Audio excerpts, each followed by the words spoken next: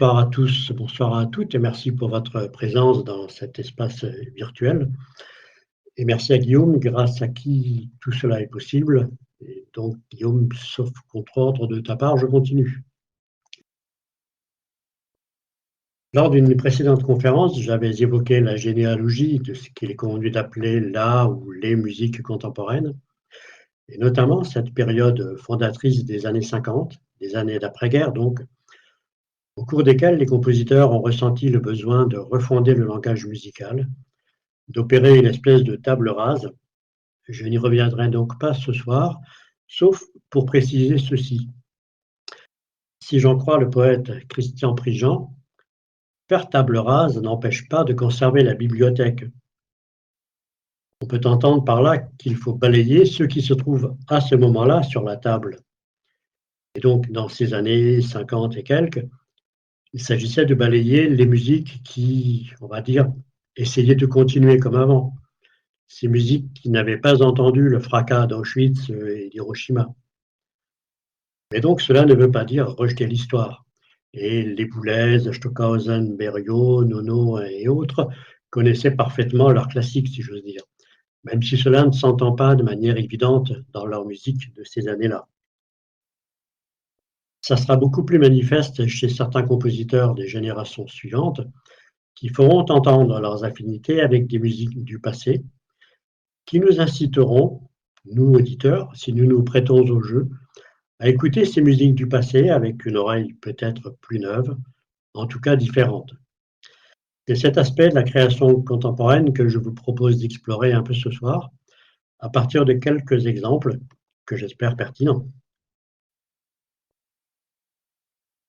Un premier retour significatif, je dirais, des musiques du passé dans une création contemporaine s'est entendu en 1968, dans une œuvre de Luciano Berio, donc un des pionniers de ce qu'on appelait l'avant-garde, une œuvre intitulée Sinfonia, donc titre qui déjà renvoie plutôt au XVIIe siècle.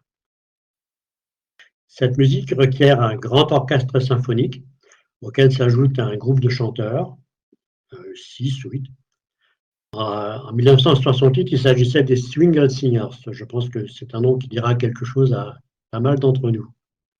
Donc un orchestre, les chanteurs et un récitant. Parmi les 5 mouvements de cette œuvre, c'est le troisième qui a plus particulièrement frappé les auditeurs lors de la création à New York. Les termes, je pense, qui viennent à l'esprit à la première écoute sont citation, collage. En effet, le mélomane a l'impression de reconnaître, même s'il ne les identifie pas immédiatement, des bribes de musique connues, et donc l'impression que ces fragments sont collés les uns à côté des autres ou les uns sur les autres, à la manière d'un collage de Picasso, de Braque, de Max Ernst et de bien d'autres. Et en effet, dans ce mouvement, a priori, tout n'est que citation et collage et montage. Rien n'est à proprement parler de Berio, si ce n'est un fragment tiré du premier mouvement de cette même Sinfonia, donc une autocitation. Le fond de ce collage, pour garder la comparaison avec les arts plastiques, est constitué par le troisième mouvement de la deuxième symphonie de Mahler, qui se déroule en permanence. Et sur lui viennent se greffer des motifs de Berlioz, Debussy, Strauss et bien d'autres. Les chanteurs proposent eux aussi des fragments d'œuvres en les solfiant. Vous savez, mi, fa, sol, sol, la, sol, etc. Et les textes entendus sont également des montages de fragments tirés de Beckett, beaucoup, de Lévi-Strauss, de Joyce, sans oublier, l'époque oblige, quelques slogans de mai 68. Je disais que les termes de citation et de collage sont ceux qui viennent à l'esprit immédiatement, et pourtant Berio les récuse. Voilà ce qu'il dit, je le cite. Le troisième mouvement de Sinfonia exige un commentaire plus approfondi, car c'est peut-être la musique la plus expérimentale que j'ai jamais écrite.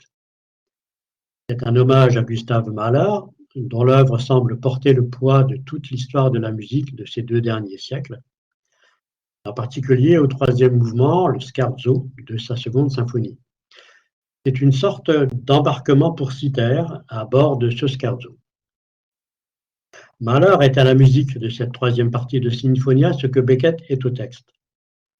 Ce troisième mouvement est traité comme un conteneur, ou plutôt comme un générateur à l'intérieur duquel prolifèrent un grand nombre de références musicales, de Bach à Schoenberg, de Beethoven à Strauss, de Brahms à Stravinsky, de Berg à Boulez, etc. Différentes citations musicales sont toujours intégrées à la structure harmonique du scherzo de Mahler. Elles signalent et commentent les événements et les transformations. Elles illustrent donc un procédé harmonique et ne constituent pas un collage. Tant pis pour moi. En outre, c'est toujours Berriot qui parle, ces citations de musiciens célèbres agissent les unes sur les autres et, se transformant, acquièrent soudain une signification nouvelle, comme le font ces objets ou ces visages familiers placés sous une lumière ou dans un contexte inhabituel.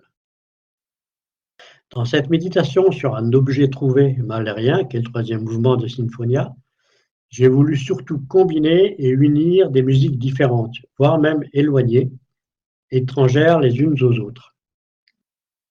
Si je veux décrire la présence du scherzo de Mahler dans Sinfonia, l'image qui me vient spontanément à l'esprit est celle d'une rivière traversant un paysage constamment changeant, disparaissant parfois sous terre pour ressortir dans un décor totalement différent, dont le cours est parfois visible, parfois caché, parfois sous une forme reconnaissable et parfois comme une multitude de petits détails perdus dans l'environnement musical. Je vous propose donc d'écouter le début de ce troisième mouvement de Sinfonia de Berio. Alors, je fais une petite manipulation technique et j'espère que ça va fonctionner.